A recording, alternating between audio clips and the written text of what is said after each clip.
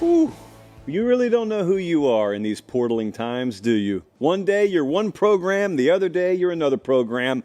The world is just ever-changing beneath our very feet. Late Kick is live. We are high atop a recovering, a thawing downtown Nashville, Tennessee, Sunday night, January 21st, the year of our Lord 2023. It's always important when we coordinate with the NFL in this divisional playoff round that they hit halftime right around the time we're supposed to go live. And just sincere appreciation to Roger Goodell and the boys for acquiescing and allowing us to have our show tonight at the right time. Ohio State. I don't even know who you are anymore. What's happening in Columbus, Ohio? We will discuss tampering in these tampering times. Do we need to discuss that? Not necessarily in reference to Ohio State, but in reference to the sport overall. Yeah, I'm going to touch on it tonight. I may not say some things that you guys necessarily are looking for me to say, but I will talk about it. College football in 2024. Then as we just scan over the horizon, we just peer out into the crystal ball of 2024, what are some things that are coming this year? Maybe obvious, maybe in other cases not, that are going to greatly impact our college football lives. All that plus radical opinions, bold predictions. We got a loaded show. Jam-packed, dare I say. They're watching us in Fairhope, Alabama, Brooklyn, New York, Sunset, Texas, Colorado Springs, Colorado. I just made a little promise earlier this afternoon. I'm going to relay it on the show as well. I happen to have it on good authority that Pate State will have a mascot in the not-too-distant future. He's been workshopped. He or she has been workshopped behind the scenes, and I'm very much looking forward to it. So let's dive into the show. I saw someone just put in the live chat something that has been bandied about the South over the last few days. T-Rob got overpaid by Georgia is the hot rumor in the live chat. Travaris Robinson is a new co-DC, at least that's his title at Georgia. He didn't get overpaid, guys. He did not get overpaid. I know $1.3 million a year is the number floating around. What if I told you that's exactly what he should make there? Anyway, that's not what we're leading the show with. I just happened to see that over there. Ohio State has had enough, I guess. Ohio State looked around and they saw maize and blue confetti falling out of the sky a couple of weeks ago on a Monday night and said, all right, game on. And they looked around and said, we're located in what? Columbus, Ohio? We got how many deep-pocketed boosters? You can do what legally in this sport now? Game on. Ohio State has gone on an absolute supermarket sweep rampage of the transfer portal. Ohio State, once a program that I would reference on this show as not a big NIL player in the game, has all of a sudden become probably the apex predator of NIL players in the game. Caleb Downs is now an Ohio State Buckeye. That was earthquake-type news the other day, by the way. Everyone, just about, was convinced he was going to Georgia, and all of a sudden, what was it, Friday night, Jesse? I guess it was Friday night. All of a sudden, the news pops, and next thing I know, I'm over on CBS Sports HQ talking to the esteemed Hakeem Dermish about what kind of impact he was going to make in Columbus, Ohio. Hey, that's a huge deal. And then you add that onto the fact that they got Will Howard from Kansas State. They got Quinshon Judkins from Ole Miss. And then since then, they've landed Julian Sayin, who was the number one quarterback in this past cycle that had just been on campus at Alabama for about 15 minutes as an early enrollee. And down the road, I'll talk to you about how all that went down. But the end result is Ohio State right now, let me give you a little an early show paper pop statistic. They have added 7 5-stars via the portal or recruiting for this cycle. That's more than the rest of the Big Ten combined. You understand what I just said? That's with Oregon and USC and Washington and UCLA. Ohio State has signed more 5-star talent. Ohio State has now acquired more 5-star talent in this cycle, portal recruiting combined, than the rest of their conference combined. They've acquired more than Bama, Texas combined. Never seen Ohio State do this before. Josh, Ohio State's always recruited well. Not like this. Well, Josh, Ohio State's always gotten players. Not like this. Now, what does it guarantee? Nothing but pressure. Doesn't guarantee anything. I'm not going to sit here tonight in January and suggest it does. But as of today, they are the second odds-on favorite to win the national championship this upcoming year. And I imagine that market may move a little bit. This is a major shift, one that I'm not surprised they're able to do. There are some programs out there capable of spending this kind of money if they wanted to. Ohio State's not alone in that. But seeing Michigan win a national championship did something to these people. Desperate times call for desperate measures. And the thing about it is Ohio State does not have to mortgage their entire future and take out loans and spend irresponsibly to do this. Those are some of the deepest pockets in the sport there in Columbus, Ohio. They could easily afford to do this. I told you a couple of things were happening around that program over the last month that I didn't necessarily think Ryan Day loved, and I don't think it's stuff he wants to do. I don't think a lot of these staff moves he's made are moves that he was in love with making, but they're necessary. And I don't think in his heart of hearts, Ryan Day really wants to be spending this kind of money on, in some cases, unproven players, but I think he feels like he has to. And you know what? Unlike years past, when Ohio State would kind of look down their nose, maybe rightfully so, at some programs down south that trafficked in this stuff when it wasn't legal, you're allowed to do it now. And so when the current structure of the game affords you the opportunity to take advantage of a talent acquisition mechanism, they're doing it. There's some places where they don't want to jump in like this. There's some other places that right now famously don't even want to traffic in the portal, period. It's an evolving philosophy. That's why it's another reason now why I continue to say, don't just say things like a Ryan Day team can't do this, can't do that. Don't say a Ryan Day program can't do this and that, because the very nature of what a Ryan Day team is continues to evolve. The very nature of what a Ryan Day program is continues to evolve. They won with defense this year. Who in the world would have thought they were going to win with defense 2 years ago? They could have one of, if not the best defenses in the country this upcoming year. No one would have said that. No one would have thought a Ryan Day team was going to be that 2 years ago, nor did anyone think a Ryan Day team was going to completely take a sledgehammer to every nearby ATM to do what they're doing in NIL, but they are. So what does this mean? Well, it means that they've got some really, really talented football players, even more so than they'd normally have on campus. It means that they are going to be the overwhelming favorite in many people's minds to win their conference and to maybe win the national championship this upcoming year. It's going to create pressure unlike Ryan Day's seen there, and that guy has lived in a microscope. He has lived under a white-hot spotlight, but even more so, I think, now, because the expectation will be that Michigan takes a step back. The expectation will be that Ohio State sort of reascends to the spot that they once enjoyed there, and that was a firm grip on the number one spot in their conference. Ohio State's not a window team. A lot of people were asking, what do you think about it? Well, I'm not in love with the idea that this is the way college football works right now, but it is the way it works. So it's not shot-taking time at Ohio State. But the difference here, as opposed to some other programs out there that you're seeing take real big swings at the piñata, is Ohio State is not a window team. When I say window team, I mean a team that circles a year and disproportionately gathers funding, much more so than they did last cycle or they're going to be able to do next cycle. It's like saving up your money to buy a car. And a lot of programs do that with NIL, and they will do that with NIL. And there's one in Oxford, Mississippi, I believe, doing it right now.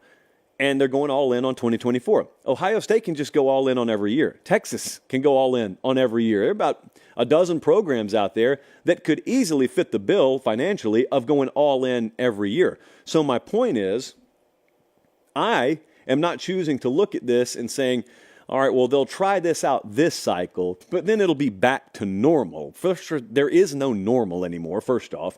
And secondly, what if it works out for them? Now, I'm going to hit the alternative in a second, but what if it works out for them? What if they have excellent chemistry with this group? What if it doesn't fracture the locker room? What if it all comes together and they win a title this year? Well, that would be validation that they took the right approach, and they'd probably just hit rinse, repeat, copy, paste on this every year. Conversely, this is foreign territory for pretty much everyone up there. They've never acquired talent using these means. They have never brought talent in to this degree using the portal like this. They've seen some guys leave, but Ohio State has not en masse gone and spent to acquire talent in the portal. So it may work out for them. You also have the flip side. You have the opportunity to find out the side effects of acquiring all that talent. They wouldn't be the first one to deal with it. They certainly won't be the last. So we're in January, is my point. And there is no need to start making these grandiose predictions And there's no need to start stamping anybody to the college football playoff or the Big Ten championship game. You can. I'm not. What I am very interested in seeing is how it plays out.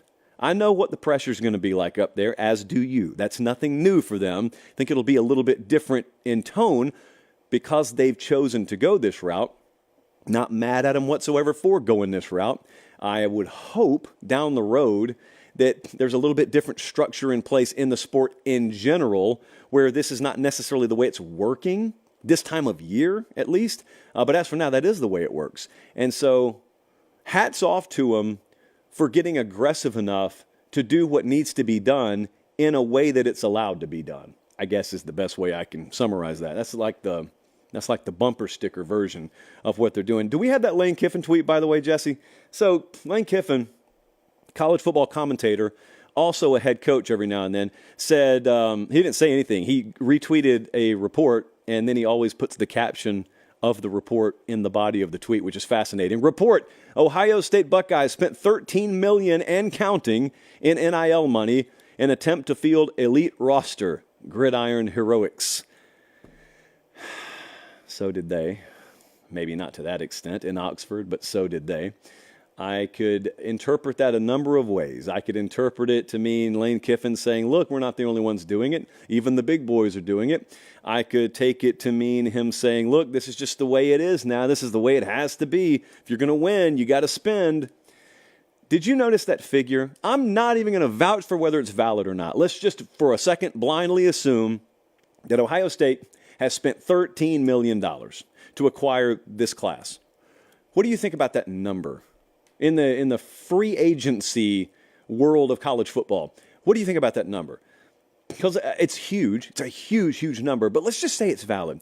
I had someone at a major program sit me down in their office during this past season and explain to me how they thought about $8 million is what it would take to field an elite top 10 competitive roster now moving forward. They wanted to be in the $7 to $9 million per year payroll range.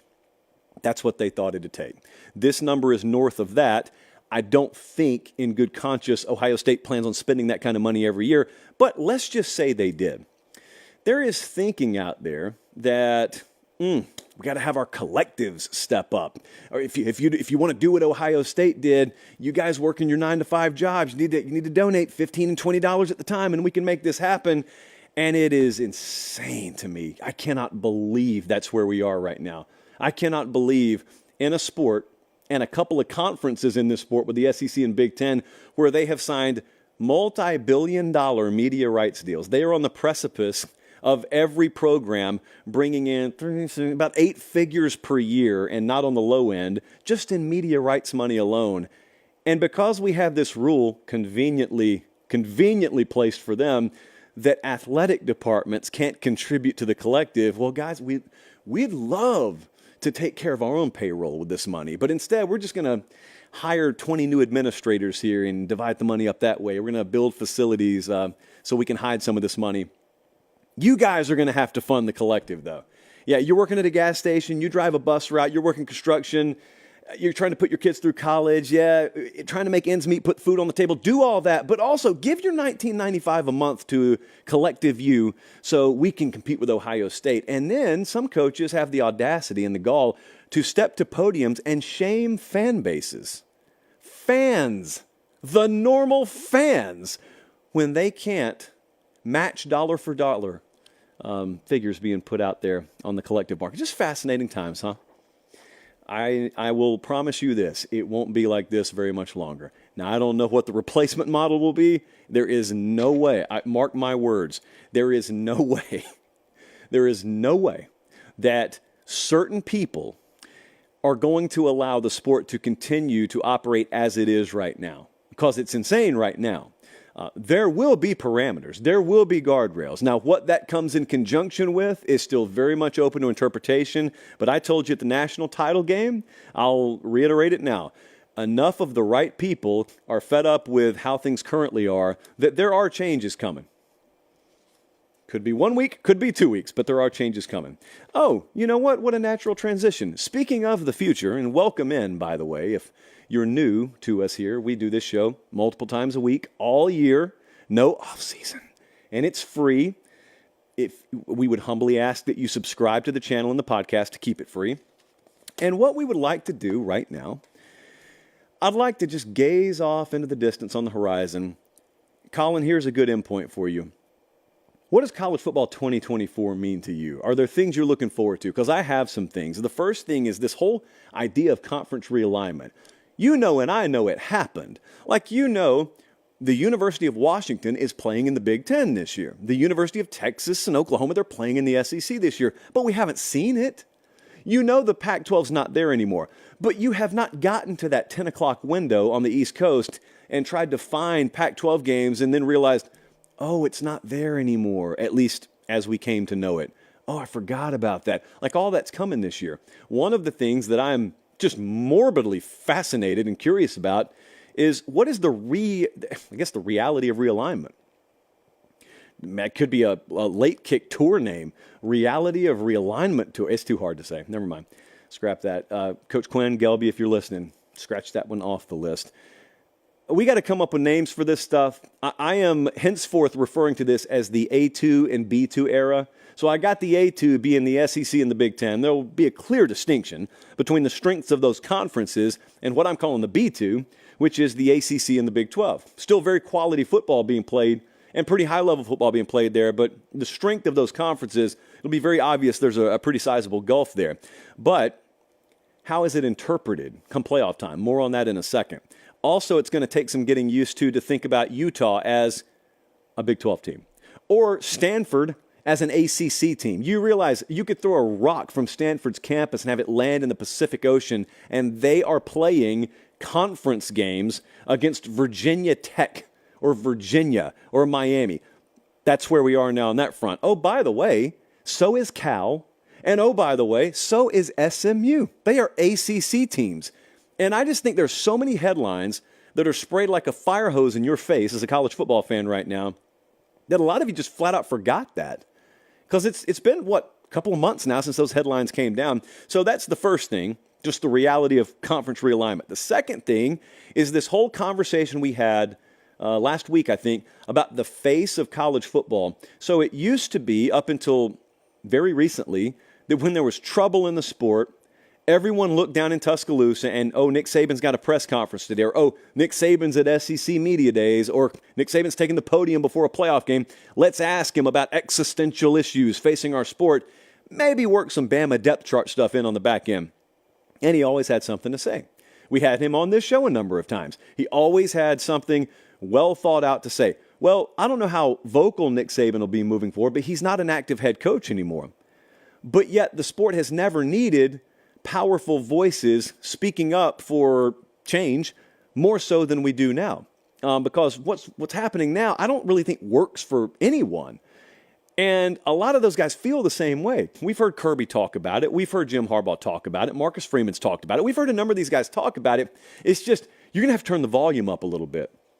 And it needs to sound like a chorus. It doesn't need to sound like 10 different people trying to sing 10 different songs, because that gets you nowhere.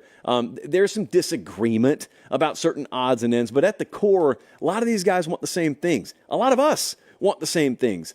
In some cases, we want some things back that we feel are lacking from the game right now. So you need powerful voices speaking up.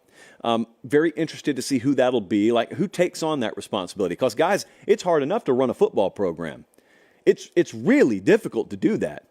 So, candidly, a lot of those guys would listen to me say that and say, well, piss off, find someone else to do it. I got a job to do. I know you do. Trust me, I get it as much as someone who doesn't coach can get it.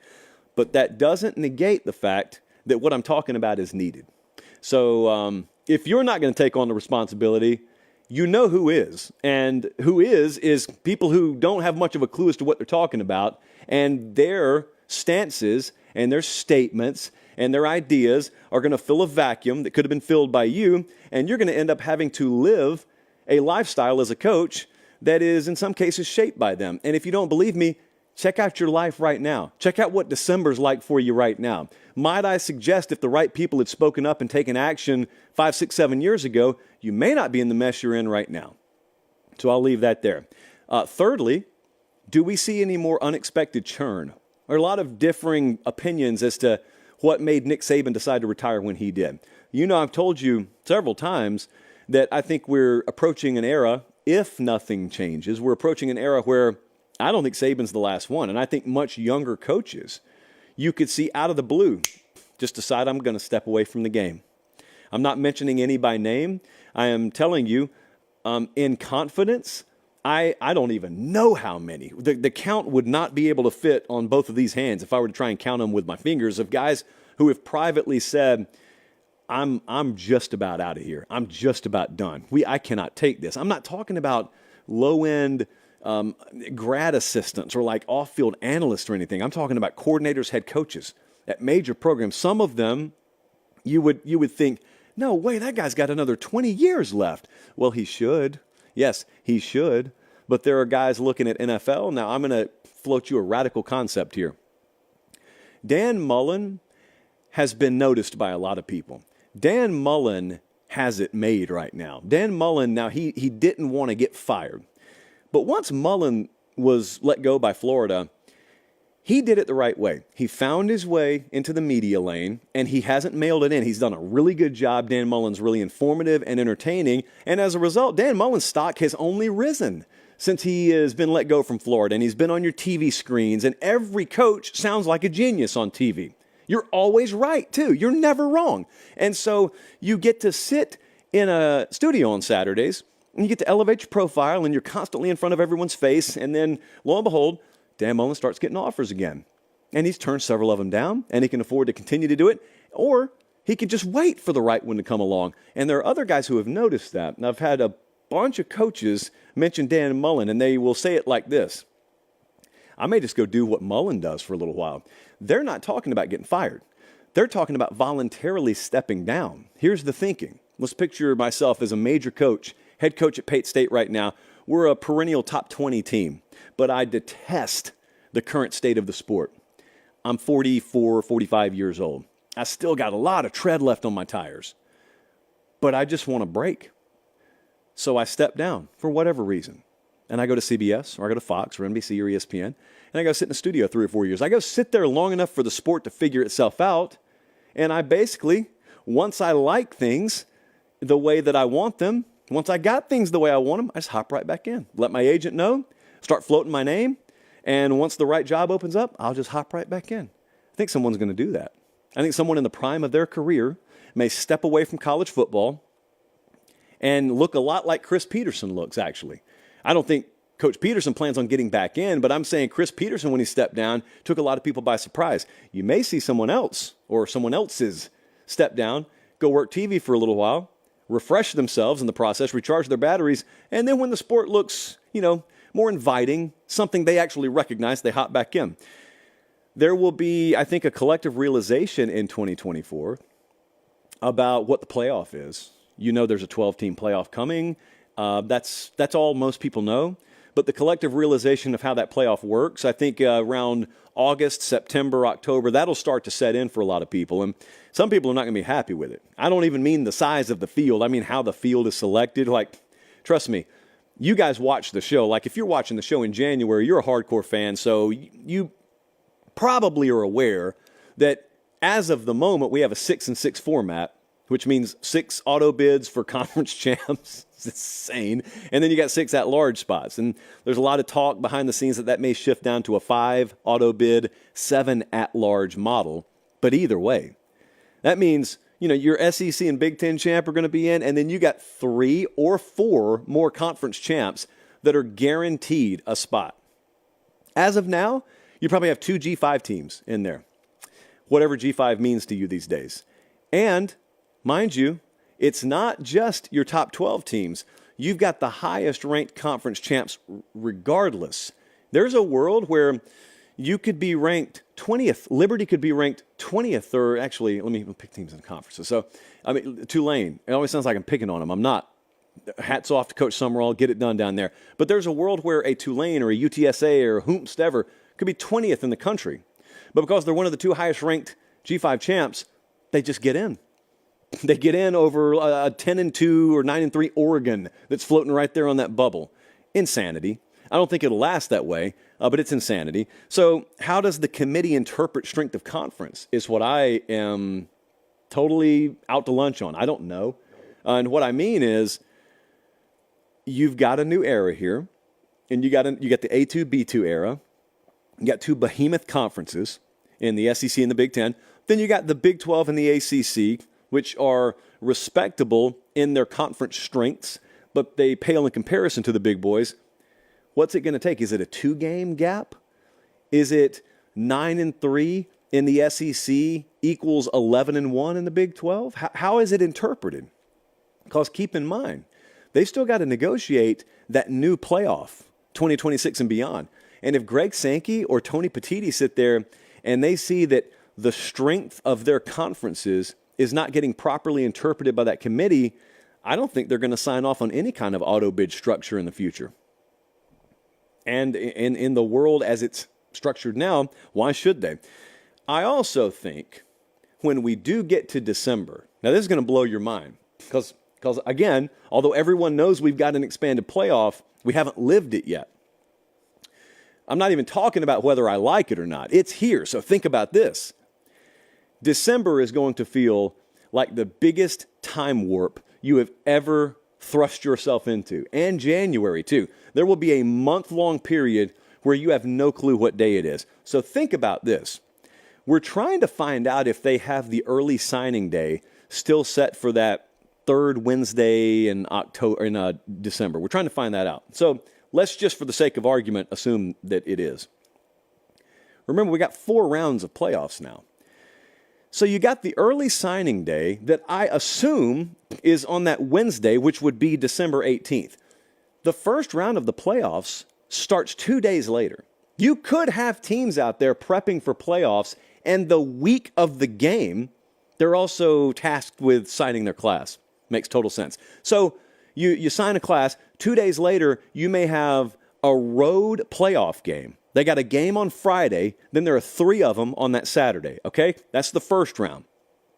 Then you have Christmas, and then the next week, Tuesday, December 31st, you have a quarterfinal game.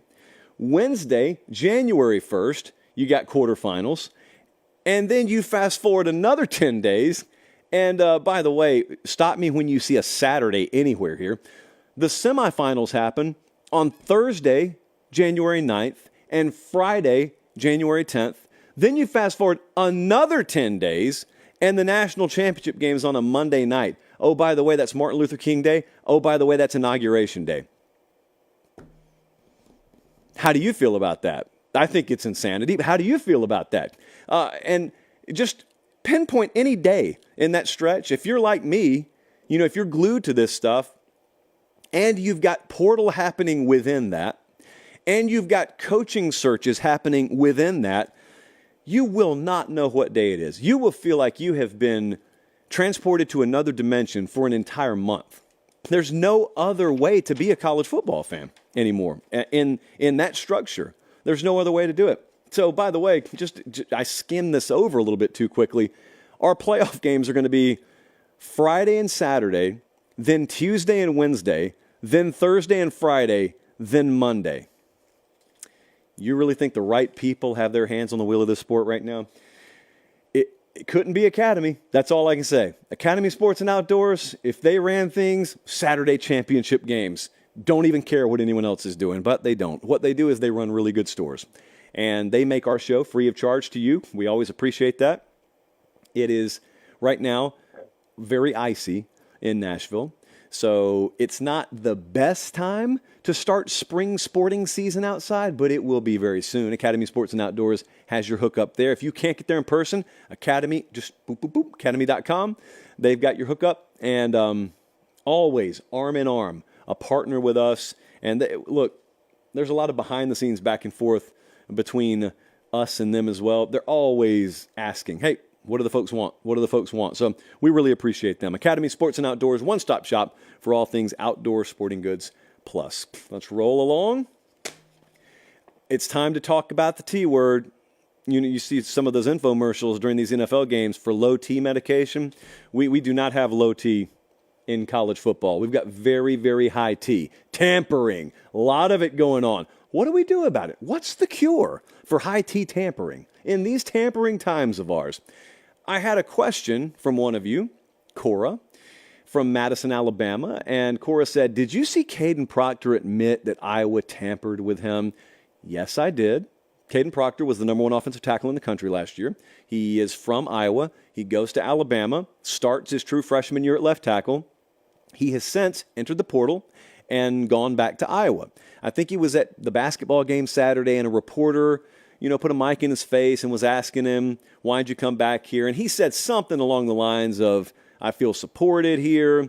They kept reaching out to me this year, and then a lot of people took that to mean, Iowa tampered. I don't know if they did or not. If they did, what I would like to suggest to you is they weren't alone. So, do I like tampering? No. If I could rid the world of tampering with the push of a button, would I? But that's not the button that is realistic to press. Jesse, do we have the button? Yes. As you know, we are entering an election year. And we will spend approximately 0 seconds covering that election on this show because it's not what you watch our show for. However, when I am elected college football commissioner, I plan to have this button on my desk. And if you're listening on podcast, the button says 3-year bowl ban. Forget bowl. 3-year postseason ban for any team guilty of tampering. Now, if that was an all-knowing button, if the truth was held within that button, and me pressing that button would completely eliminate any team where any staffer or any player or any support staffer or anyone associated with the program had tampered, would any of you really want me pressing that button? Your answer is no, because all your teams have done it. And if your head coach and offensive coordinator, defense coordinator hadn't done it, someone down the line has done it. If they haven't, you have an athletic department full of living, breathing angels, and they're probably going about 6-6 this year, but God bless them anyway. So pretty much everyone's doing it. I am going home later tonight. I will drive through Atlanta. I will look at speed limit signs that say 55 miles per hour. I won't be doing 55, nor will anyone else around me. Is it right? Is it justified just because I say everyone's doing it? No. But in order to make sure I'm safe, I actually have to go above the speed limit. It's actually safer flowing with traffic than it is going the speed limit. So in college football, let's say everyone else around you's tampering and you don't like it. And they don't necessarily like it. Everyone's just doing it because everyone else is. And you had 2 choices. Let's just say I gave you an A-B scenario. A, you get some of your players, upperclassmen who you know you can trust, to stay in touch with some of their buddies on other rosters and sort of report back to you. That's tampering. You could either do that or you can not do it and see your opponents reaping the benefits of tampering, and you're going 5-7 and your AD says you're fired. And you tell him, no, sir, I could have gone 9-3 last year, but I didn't tamper. And he says, okay, but you're still the same fired that you were before you told me that. What would you do? You'd probably tamper. You probably would, because you'd look at it and say, this is not so much an ethical dilemma for me. It's just an NCAA issue. Kind of like, if I buy extra Cheese Whiz and put it in the trays there in the rec hall, it is against NCAA rules, but I don't really think I'm doing ethically anything wrong. And a lot of guys look at tampering the same way. So how would you ever police it? That's my first question to you. If you've got an idea, I'd love to hear it. There was a fight about this on this show 5 years ago, which was the time to address it, by the way, 5 years ago. So 5 years ago, we were not here. 5 years ago, I was doing the show down in Columbus, 20, 25 people watching on a good night. And we would do segments sometimes where we would actually take calls. Colin, how would that go over these days? So we're taking calls, and this was when they were proposing the transfer portal. So they were proposing the portal, and it was on the heels of, there was some transfer that had happened, and someone was trying to block it, and then everyone was saying, well, no coach should ever be allowed to block this, or no conference should ever be allowed to block that. We should just have free transfers. Sounded great. Players' rights and all. Sounded great. So I took a call on that one night, and someone suggested players should be able to just freely move anytime they want to. And I said, well, no, they shouldn't. And they said, well, normal students can do it. And I said, football players aren't normal students. Football players are given things that normal students don't. They are therefore asked a little bit more than students are asked. Way it is, as far as I can see it, as far as I can tell, as far as I cared back then. And they said, nope, you're holding them to a double standard, and they're not employees, so that's not right that you can do that. And we got in a fight because I said, okay, do you know what the consequences are? I asked the guy, are you a college football fan? I said, let's just go nuts and bolts here. Are you a fan of college football players, or are you a fan of college football? Not even to consider right and wrong necessarily. I just wanted him to answer the question for himself. He said, I'm a college football fan. I said, all right, you understand what you're advocating for and what it'll do to the sport, right? He said, what do you mean? And I said, well, if you have free transfers, understand that means the recruiting process never stops. Right now, back then, it stops once a kid commits. And if I finish second for him, Pate State finishes second, runner-up for a wide receiver. He takes the Pate State hat off on signing day, puts the Georgia hat on. That's it. But now, I could just tamper with him behind the scenes his true freshman year, and if he doesn't start immediately for Georgia, I could be in his ear or his aunt's ear or his sister's ear, and I could keep trying to recruit him, which means Georgia has to continue to recruit their entire roster. And you know what that guy said? That'd never happen. His thinking was, staffs are too busy recruiting as it is. They'll never have time to, in an organized, effective manner, also recruit other rosters. And I said, sir, if you're proposing a world where you're allowed to acquire talent from other college football rosters anytime you want, as long as they're willing to come along, might I suggest to you that a lot of the tension from some of these staffs would be redirected from high school recruiting to college recruiting? He said that'd never happen. You're just fear-mongering. That'd never happen. Well, it happened. Now you can't go back. That's the thing about slippery slopes, Meemaw used to tell me. They call them slippery for a reason. Now you can't go back. I haven't gotten a call from him lately, and I know him, by the way. I know him. Our show was so dead back then we had to plant phone calls. So I knew and know him. Haven't heard much from him on that front. But hey, if you're really that upset with tampering, call it out. That's my advice. If you're really that upset, take a page out of Pat Narduzzi's book at Pitt. He had Jordan Addison. He thought Lincoln Riley and USC staff tampered with him. And so he called him out. And he said, USC tampered with this kid. And then Pat Narduzzi was on record the next cycle as saying, no one tampered with our roster. We didn't have any problem with tampering this cycle. Why? Because Pat Narduzzi actually stepped up and called someone out publicly. Now, you better be clean when you do that. And I guess they are, because he was quite confident in doing it. So outside of that, like I told you, you can either get with it, or you can get run over by it, or you can get out of it. Those are the three options. Next up, a lot of wide-ranging topics on the show tonight. Appreciate you guys watching. Make sure you just like the video and subscribe to the channel while you're here.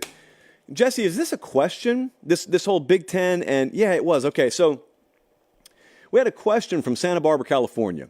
Listen to this. I'd be very interested to get your thoughts on this. The question is, given money, resources, access to multiple playoff berths, and strength of schedule, do you think every Big Ten and SEC head coaching job is better than any job outside the conference? Now, he added some caveats there, but I'm just going to go with what he asked there in the body of the question. My answer is no. So, to be clear, what he's saying is all these, not all these conferences, the SEC and the Big Ten are getting so much more TV money that allows them to pay their coaching staff so much more if they want to, that could the worst job in the Big Ten still be better for a coach than the best job in the ACC? And my answer is no. I don't think that's the case. Now, my question does become, in this new world of ours, in this A2, B2, everyone else world of ours, how radically is the pay scale warped? Because right now, the highest paid coaches in these conferences are paid dollar figures that Clemson or FSU or Miami could easily afford to pay. Do we ever get to a spot where the head coach of Purdue is making $17 million a year? I don't think we will, because I think we are rapidly approaching a period in the sport where the revenue is going to have to be shared with a lot more people than just the coaching staff. So I don't think we'll ever get there. Right now, the top 10 highest paid coaches as of last year, it was Saban and Swinney and Smart. Josh Heupel was 10th. But the point is the gap between Saban and Heupel was $2 million. And Saban made 11.5 last year. Dabo made 11 or thereabouts last year. There are a lot of programs outside the big two that can afford to pay that kind of money. They can afford that. So as of this moment, the pay scale hasn't been warped to that point. Will it be warped in the future? If so, we'll have to revisit this. But right now, FSU has got no problem keeping up with that kind of pay scale. If they got the right guy, and they do, in Mike Norvell, like they'd be fine if they needed to bump him up a couple more $1 million a year, which they just did, by the way. But let's play the long game for a second. I understand what you're saying when you suggest to me that, oh, Josh, that Big Ten and SEC sticker, it means everything. I'd rather be the head coach of Indiana than the head coach of fill in the blank because you've got the security of knowing you've got that Big Ten blanket over you. Well, I disagree with that.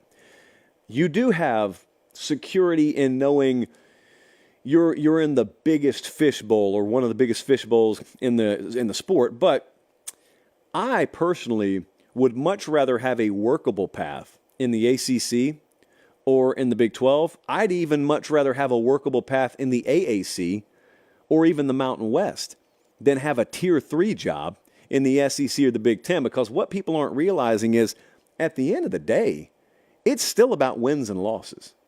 And when you're adding to these conferences teams like Texas and Oklahoma, or you're adding Oregon and Washington and USC to these conferences, if you're a Tier 3 job or a head coach at that Tier 3 job, all that means is, yeah, there's more media rights money coming into the conference. And yeah, you may be making a little bit more than you otherwise would have. You're also going to shoulder more losses per year. And if you think these people are going to look and say, oh, 4-7's okay now because the conference is a little bit deeper, they're not. So you're putting yourself in a position where if you are the head coach at a Tier 3 spot in the SEC or the Big Ten, it's impossible to elevate. Whereas if you're tearing it up at Tulane or you're tearing it up at Utah, you could theoretically just afford to sit there and continue to tear it up, make pretty good money, and wait until one of the Tier 2s or Tier 1s opens up. That is a much more beneficial strategy long-term to me than just saying, I got to get to the SEC no matter what. I got to get to the Big Ten no matter what. I don't know. There's worthwhile goals, but no matter what, understand what you're saying. Understand what those words mean. They're watching us in New Brunswick, Canada, Bluffton, Ohio, and Richmond, Virginia. Thank you guys so much. All right, so Jesse, I just looked over here again. Are people talking about this thing? Have people been talking about T-Rob in Georgia in the chat? Okay, I thought so, because I've looked over here twice and I've seen it. Okay, so I'm going to address this. Colin, we'll get to the portal intel in a second. So I'm looking over here at the live chat, and I got people saying, Georgia, the only reason they got Travaris Robinson as their code DC is because they overpaid for him. There are reports they paid $1.3 million for him. That's his annual salary. Those are the reports. That's not overpaying for Travaris Robinson. And I'll address this. Okay, so how do you know he's overpaid? How do you know T-Rob's overpaid? What scale do you use? How much should he make, by the way? If you think he's overpaid, how much should he make? How did you arrive at that dollar figure? What kind of scale do you use? What kind of comparative analysis do you do in the market or within the industry in general? How much should a DB's coach make? How much should a wide receivers coach make? And how do you factor all that in? So how do you get your number that comes out on your conveyor belt? I'll probably hear silence for quite a while on that.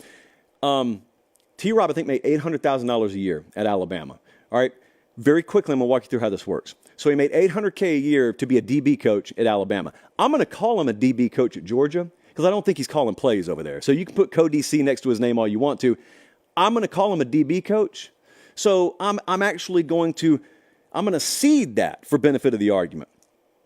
The Power 4 market value, ACC, Big 12, SEC, Big 10 for a DB's coach is about $425 to $450K a year. But that's not the gotcha figure, because this is not just a random Power 4 job. It's an SEC DB job, and it's the University of Georgia. So in the SEC, they typically allocate about 5.5% of their total salary pool to pay a DB coach. This is the University of Georgia. You may or may not be aware, they've got one of, if not the fattest salary pools, not only in the SEC, but in college football. So guess what 5 to 5.5% of the salary pool that Kirby Smart has at Georgia comes out to be? Voila. About $1.2 to $1.3 million per year. Let's say we're on the low end. Let's say it's 1.2. Well, Josh, they still overpaid $100,000. You want to know how I can make that up? If that's even accurate, how I can make that up is saying, I need an extra $100K worth of value. How do I define it? He's a good recruiter? Yeah, but that's already baked in. How about I took a coach from Alabama who, until further notice, is still the biggest threat to me in this conference? T-Rob's not overpaid. If you were paying him 1.3 at Kentucky, he'd be overpaid because Kentucky doesn't have the same salary pool that Georgia does. So it's all contingent on who hires someone and where they go. So a lot of people are running their mouth about that. They don't know what they're talking about because I'm not even privy to the inner workings of the finances there. I just know a little bit more about it than the average person because I do pay attention to this stuff behind the scenes. They have that salary pool for a reason. Kirby's got the recruiting budget he does for a reason. They got the facility budget they do for a reason. He walked in and said, I want to win titles. If you do too, here's what it's going to take. You got to give it all to me. And they've given it all to him. The B-roll right now of him holding that trophy, that's a national title trophy. They won 2 in a row because they do that sort of thing. That's how they roll there. And they will not continue to cut corners. So if it takes 1.3 to sign the guy they want, they're going to pay 1.3. But they didn't go well above and beyond. They didn't overspend for him. They spent exactly in the range that the book says they should have spent for him. So, all right, now back on track, Colin. Let's talk about what we were supposed to talk about. The transfer portal. Let me cool down for a second. Probably shouldn't have gotten as worked up over random comments in the chat. But, guys, it's not throwing darts at a board. Do you understand that? It's not just guessing. It's not Kirby flipping a coin or waking up and saying, what does my gut say I should pay someone today? He knows. He knows. T-Rob's representation knows. Everybody knows. It's not guesswork. Like, that was pretty well mapped out long before pen hit paper over there. Okay, now, transfer portal intel. Ohio State already got their own segment on the show. So I'm not going to dive back into all the big moves Ohio State's made. You can look it up on the channel if you want to. But Lance Hurd, I am going to talk about. Because that is a 6'6", 340-pound offensive tackle, former 4-star, played just about every game for LSU this past year, and he's headed to Tennessee. LSU was loaded enough and deep enough at tackle that he may have been the odd man out, and so he was a freshman All-SEC, and he hits the open market, and he's got 3 years of eligibility left, and Josh Heupel had a big need at that position, and now it's the 7th portal edition for Tennessee. They went and got him. Big splash. I know it hasn't made a ton of front-page headline because of what's been going on at Ohio State. This is a really big deal for Tennessee. That's a plug-and-play type guy. 6'6", 340. He's a 5-star. I said he was a 4-star. He's a former 5-star in the 2023 cycle. What about Dezz Ricks? He has landed at Texas A&M, number 19 overall player in the portal, number 4 corner, 6'1", 182 corner. He got 3 years left. That's 21 guys who have portaled out of College Station. That's 23 who have now portaled in. Just massive roster turnover. Mike Elko, new head coach there, got the number 2 overall transfer portal class. It's just amazing when you look at the top 40 players in the recruiting cycle for 2023. It's only 1 year ago. 8 of the top 40 have already transferred. So that's not quite 25%, but it's getting close to 25%. Alabama's making some moves. So you saw guys walk out the door for a second. That may be done. We'll see. Now guys are starting to walk in. They got the number 1 center in the country. Parker Brailsford has committed to Alabama. Played for Washington, part of that Joe Moore Award-winning offensive line up there. Number 1 inside offensive lineman. First-team freshman All-American at Washington last year. Started 13 games at center for him. And it's a really good thing for Bama. And by the way, just a little while ago, Jeremy Bernard, who's been on campus for him, he's a receiver that was at Washington. He was their number 4 receiver behind those 3 NFL guys and still had 419 receiving yards last year. He's also committed to Alabama as of the last hour or so. So Kalen DeBoer's looked at his roster he left behind and said, I'll take that one, that one, that one, that one, and that one. Not that many. You just get what I'm saying there. But I am looking at Washington, and this is wild. Like everyone's looking at Bama saying, oh, man, so sad for Bama. Really, they're not. Bama fans are. Dude, look at Washington. Listen to this. So they just won the Joe Moore Award, best offensive line in college football, right? All 5 of them are gone, either to the portal or to the draft. All 5 of them are gone. The entire starting offense is now gone. 20 of 22 overall starters are gone. They've got 2 defensive guys, I think, as of now, that are set to return. That's the transfer portal era. And Jed Fish is now the head coach up there. Totally new team. And they head into the Big Ten this year. Amari Niblack, he's a guy who left Alabama. 6'4", 233-pound tight end. Third leading receiver for Bama last year. He's headed to Texas. Texas has been a big-time portal player. They will continue to be that. He was number 1 at his position, number 30 overall in the portal. And you know Jatavian Sanders out the door. Amari Niblack walks right in, and he's a guy, you can see him doing really big things in that Steve Sarkisian offense. 6'4", 233 pounds, and probably still has a lot of untapped potential. Texas now number 1 tight end from the portal, number 1 wide receiver and number 7 wide receiver, number 1 safety, number 4 edge guy. So you recruit very well, and they're recruiting at a top 5 level, and then you just go sprinkle portal dust on your roster. And that's the recipe for being a playoff team. Trey Amos also left Alabama. So we're now seeing the guys who left Alabama. We're seeing them all find landing spots. Trey Amos was a guy who in spot duty played very well for Bama last year. He played in all 14 games. He was the number 8 corner in the portal. Played 3 seasons down at Louisiana, and he transferred to Bama. So he was just at Bama last year. He's gone to Ole Miss. And that's the 3rd DB that Ole Miss has added. And it's understandable because Ole Miss was 75th in pass D overall in 2023. So I know it's mid-January, and I thought we were done talking about the portal. But anytime these coaches leave, their roster is open. It's ripe for the plucking. If Harbaugh leaves Michigan and they elevate Sharon Moore, a lot of people are waiting to see how many players would leave there.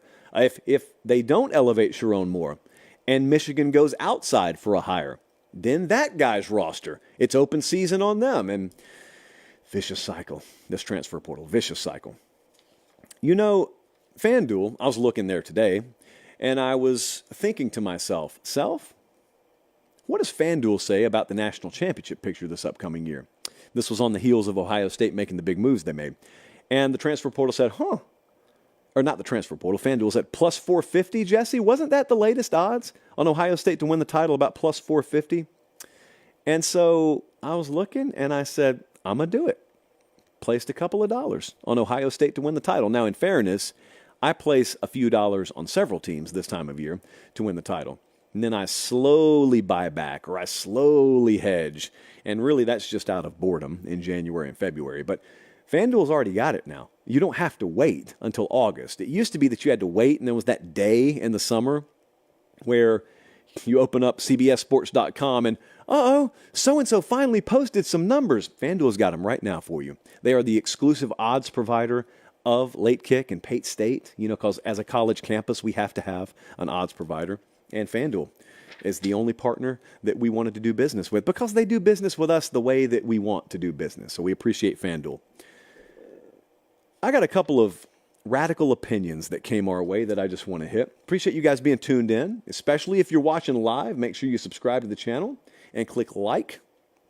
That's the thumbs up button for those unfamiliar. Let me take a little sip from the chalice. Colin, you can go ahead and put the question up or the statement. This is a statement. And I asked for radical opinions, and I would say this is pretty radical, but the more I thought about it, makes a little sense. So, everyone's got a thought on bowl season, right? Well, Keith hit me and said, I'm 100% for players opting out of bowls because I want to see guys I haven't seen play yet. Now, Keith, Meemaw would say that's why God invented spring practice and spring games. But I do get what you're saying. I don't think there's a right or wrong here. It's just a matter of preference. And anecdotally, Keith, you could make a strong argument that this past year fueled that argument a little bit. And because I can see it sometimes. Like when I was watching Tennessee's bowl game against Iowa, no shot at Joe Milton. I wanted to see Nico Iamaleava at quarterback. Like I wanted to see Jackson Arnold play for Oklahoma. I wanted to see Miller Moss in place of Caleb Williams for USC. And we saw all of those players. And it gave us a really good glimpse into what could be for those teams in 2024. But we also saw Florida State get splattered all over the place by Georgia. So I didn't like that all that much. And there were countless other examples of players opting out. And basically, it just makes that team kind of unrecognizable from the team that existed in the regular season. Now, Keith, if you're a fan of a team, I totally get what you're saying. If you may think to yourself, well, we're not playing for a title. We're not in the playoff anyway. We're in the Gator Bowl. So I want to win, but I prioritize seeing our new guys. I want to get them some reps, blah, blah, blah. And you may feel that way about your team, but that's the only team you'd feel that way about. The rest of bowl season, Keith, you don't want to see backup players because you don't care about the backup players on those teams. You want to see the teams as you saw them in the regular season. And so I think that's probably the wiser, holistic way to look at it. And also, whether you like it or not, you got to admit, all the bowl opt-outs are still a product of a broken system, and we did not used to have that problem. So the bigger issue here is not would I like seeing guys opt out, or do I like it when they opt out? Why are they opting out? And the answer is not good. And it's not something we had to deal with a decade ago, and now we do. So I don't know, Keith. I'm not the biggest fan, but there are times where I can admit I do see eye to eye with you. All right, we've taken a brief time out with what we're about to finish up with here. When would I do it? In spring every year, I ask you guys, give me your boldest predictions that you actually think are going to come true. And I put boldness ratings on them. And then we just save them. We freeze them, and then we thaw them out in January, and we see who was right and who was wrong. And this is going to be a tough ending to the show for me because there are 4 predictions here that you guys got right, and I didn't think any of them were going to be right. Maybe one of them. So listen to this. So the first one, this takes us all the way back to weeks 1 and 2. Trevor from Arvada, Colorado, said Colorado's going to beat TCU and Nebraska to start the season. So they were like a 3-touchdown underdog against TCU, and they go into Fort Worth and beat them. The story of the sport in week 1. And then Nebraska comes to town, and that figured to be a lot more competitive. Colorado beat them too. I put a 9.5 boldness rating on that because of week 1 alone. Winning as a 3-touchdown dog and thinking what I thought about Colorado's offensive line and how much they were going to struggle. They did, by the way. We weren't wrong about that. They were just a lot better out of the gate than I thought they were going to be. So that was right. This is a valid, bold prediction. Hats off. I put a 9.5, 1 to 10 scale, by the way, 9.5 on it. They won their first 3 games. They beat Colorado State as well. The next one is the one I feel best about. And we're going to the Big 12 for this one. Andre from Grove City, Ohio, said the Big 12 championship game will not be a rematch from the regular season. What he was basically saying is OU Texas will not have a part 2. We went to the Red River Shootout. It was a classic, and Oklahoma wins at the very end. And everyone left that day saying, oh, don't worry, Texas will get their shot. And Texas did get their shot against a team from Oklahoma. It just was not the Sooners because they didn't make it. And so this was no shock to me, as you guys know. I, and I alone, predicted Texas versus Oklahoma State in the Big 12 championship game. Now, some out there would claim that I backed off that prediction 2 months into the season. Some would even go as far as to say we did an entire segment on the show where I re-predicted things.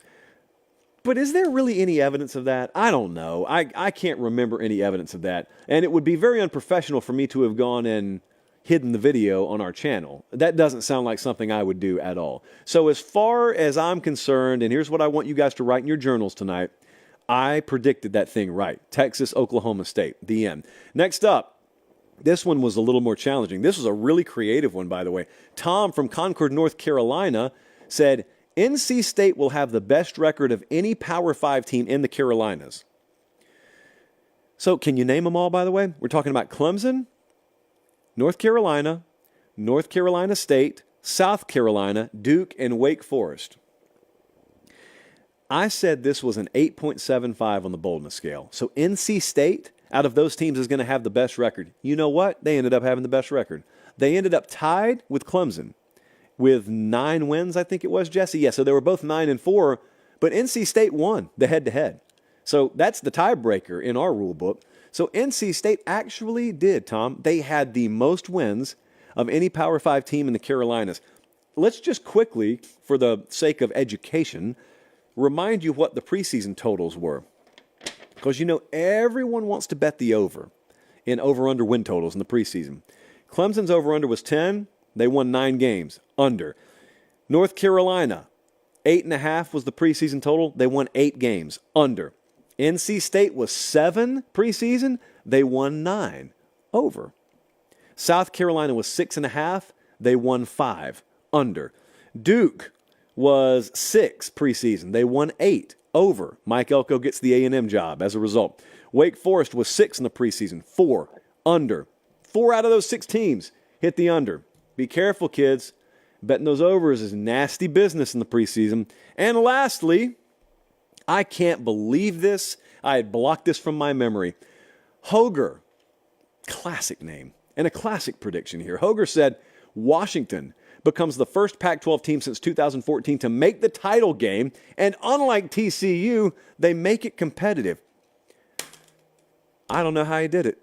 I put a 9 on this, and candidly, I thought I would have put above a 9 on the boldness scale. Their odds were plus 4,000 to win the national title. I don't know what their odds were to make the title game, but it would have been a very long shot. They were in the mid-teens. If you would have looked at the FanDuel odds in the preseason, Washington would have been mid-teens to win the title. And that's basically them telling you it's not going to happen. And not only did they make it to the title game, they were competitive. Michigan pulled away in the end, but it was a competitive game. That's all I can do. That's why we do bold predictions, so that we can have these kinds of moments. And Hoger, if I were you, I would freeze frame that. I would print it out, and I would hang it up above a mantle in my home or office, or I don't know, wherever you spend the most time. So congrats. Good show tonight. Very, very lively. A lot to talk about. I know it's January 21st, and I know the casuals would call it the off season. There's too much happening, guys. You got to keep it locked in.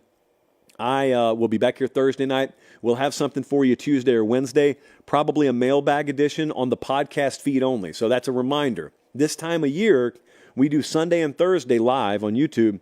Tuesday, there is a product we put out, but it's just podcast.